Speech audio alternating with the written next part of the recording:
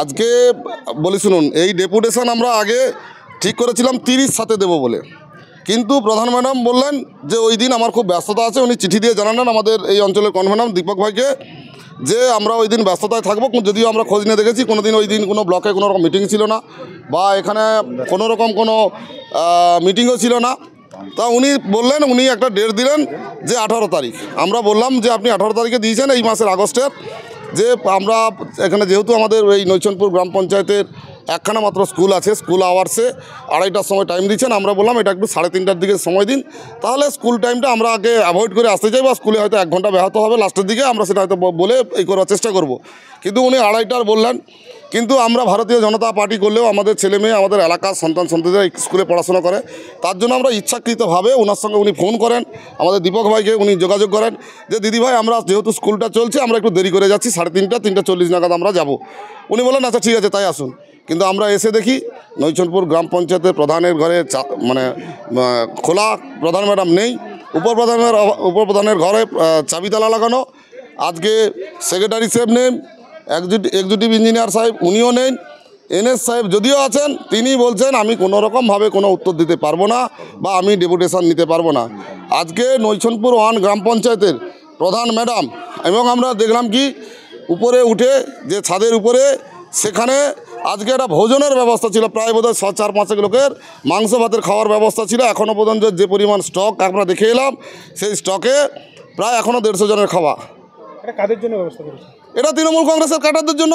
উনি ভেবেছিলেন যে বোধহয় যে বিরোধী যারা আসবে আজকে ডেপুটেশন দেওয়ার জন্য হয়তো ওনাকে মারধর করবেন, উনি প্রোটেকশনের জন্য উনি ডেকেছিলেন। কিন্তু ভারতীয় জনতা পার্টি এখন আর সেদিন নেই। ভারতীয় জনতা পার্টি জানে তারা কিভাবে সৌজন্য রাখতে হয় এবং নিজের দেওয়ালে পিঠ ঠেকে গেলে কিভাবে তার প্রতিরোধ করতে হয়। আজকে দেখেছেন যে নৈচনপুর অঞ্চলে বিরোধীরা আজকে যেভাবে সোচ্চার হয়েছে, ভারতীয় জনতা পার্টি যেভাবে আজকে কাতারে কাতারে মানুষ 500 থেকে 700 জনের মানুষের উপস্থিতিতে আজকে যে ডেপুটেশন, উনি ভয়ে পেছন দিয়ে চলে গেছেন। আমাদের কাছে খবর আছে উনি চলে যাচ্ছেন, লোক আমাদেরও আছে। কিন্তু আমি নৈচনপুরবাসীকে বলবো, এই ম্যাডামের কাছে আমাদের যে দাবি ছিল একদম সিম্পল দাবি, এলাকার সার্বিক স্বার্থে, সার্বিক উন্নয়নের, এবং যে চুরি দুর্নীতি হচ্ছে 2 বছরের 24-25 অর্থবর্ষের আমরা যে পরিকল্পনা কি আছে কাজ করাবার, তার পরিকল্পনার কপি চেয়েছিলাম, এবং 2টো অর্থবর্ষ আমরা হিসেব চেয়েছিলাম যে নৈচনপুর গ্রাম পঞ্চায়েতে কত টাকা এসছে, তার কত টাকা খরচ হয়েছে, কী খাতে খরচ হয়েছে এর জন্য। কিন্তু তিনি হিসাব দিতে পারবেন না, কেননা অলরেডি তিনি তো জানেন খেয়েই হারিয়ে ফেলেছেন। আজকে প্রায় 1 মাস সময় লেগেছিলেন, সেই 1 মাসেও ওনার হিসাব নিকাশ পড়াতে পারেননি। এবং যারা একটা সবচেয়ে ন্যাক্কারজনক যে ঘটনা, আজকে আমরা 6 জন প্রতিনিধি, এখানকার 3 জন মেম্বার, আমরা 3 জন প্রতিনিধি, আমি জেলা পরিষদের মেম্বার, আমরা গেছি, ন্যূনতম বসার কথাও বলেনি। একটা চেয়ার দিয়ে আমাকে বলছে একজন আধিকারিক বলছে বসুন, আর যারা আছে ন্যূনতম চা খাওয়ার সৌজন্যতা দেখায়নি। আমরা কি সেখানে বাঘ না ভালুক গেছি? আমরাও তো মানুষ। এই সৌজন্য বা কার্সি বোধটুকু দেখায়নি।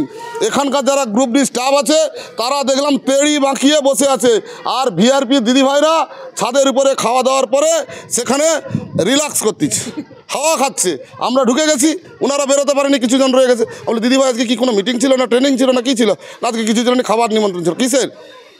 এটা কিসের খাবার নিমন্ত্রণ ছিল? স্টাফরা খেয়েছে।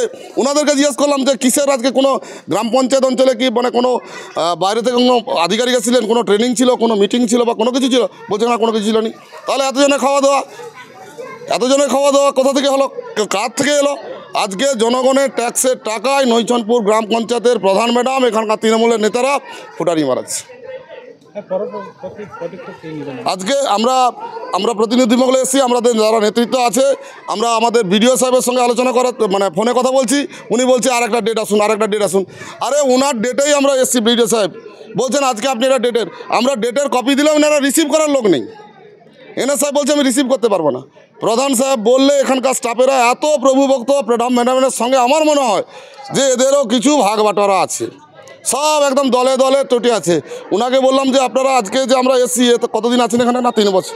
কোনোদিন বিরোধীরা এসেছিল না, এই প্রথম এসছে। ও আসছে বলে আপনাদের আজকে সমস্যা আছে। আপনি বলছেন আপনি যে ডিপার্টমেন্টটা দেখেন, এই ডিপার্টমেন্টের যে অ্যানুয়াল অ্যাকশন প্ল্যানের কপিটা দিন। না, আমি দিতে পারবো না। আরে অ্যানুয়াল অ্যাকশন প্ল্যানের কপি অনলাইন আমরা এক্ষুনি পেতে পারি, কিন্তু আপনি আধিকারিক পঞ্চায়েত সদস্যদের দেওয়ার অধিকার, বিরোধী দলনেত্রীর হাতে দেওয়ার অধিকার আছে। কিন্তু উনি একদম ঠুটো জগন্নাথের মতো প্রধানের কথায় উঠেন এবং বসেন। আমরাও বলেছি আপনাদের কীভাবে উঠাতে হয়, কীভাবে বসাতে হয় আমরাও জানি। আজকে আমরা আপনাদের সঙ্গে কথা বললাম, আপনাদের সঙ্গে আমার তর্ক বিতর্ক করার কোনো এখতিয়ার আমরা করব না। আপনারা আপনাদের কাজ করুন, কিন্তু মেরুদণ্ড সোজা রেখে কাজ করুন। এবং আপনাদের মাধ্যমে আমি সারা নৈছনবাসীকে বলবো যে এই দুর্নীতিগ্রস্ত এবং হিসাব দেওয়ার ভয়ে যে প্রধান আজকে বেরিয়ে পালিয়ে একদম লুকিয়ে চোরের মতো চলে গেছে, তাহলে ভাবুন যদি ভয় না থাকে কেন উনি আসবেন। কালকে তৃণমূল কংগ্রেসের পক্ষ থেকে আমাদের অভ্যর্থনা জানানোর জন্য ঘাস ফুলের চারদিকে টাঙিয়েছে। আরে আজকে আমাদের ঘোষিত কর্মসূচি। আজকে নাকি কেউ বলেছিল, হুমকিও ঝেড়েছিল যে আজকে নাকি এলে বিজেপিকে এখানে বাটনা বাটা হবে। ভাই আমরা এসছি, রাস্তা দিয়ে এসছি, যদি থাকে সমক্ষরে বিজেপি সে জায়গায় নেই। এখানে ইটের জবাব পাটকেল দেওয়া শুরু হবে। এবং এই প্রধান ম্যাডামকে আমি আপনাকে বলে গেলাম এবং অফিস স্টাফদেরকে বলে গেলাম যে চা আপনাদেরকে খাওয়াতে হবে না। প্রধান ম্যাডামকে বলে দেবেন যে তমলুকের যে কোর্টের খিরিস্তলা আছে একই সঙ্গে ওনার সঙ্গে বসে সেখানে চা খাবো, এই আমন্ত্রণ ওনাদেরকে বলে দিয়ে আমরা যাচ্ছি। এরপরে আমরা আলোচনা করে আপনাদের বাকি সিদ্ধান্ত জানিয়ে দেবো। আমার নাম উত্তম সিং, আমি পূর্ব মেদিনীপুর জেলা পরিষদের সদস্য এবং ভারতীয় জনতা পার্টি ময়না মণ্ডল 3 সভাপতি।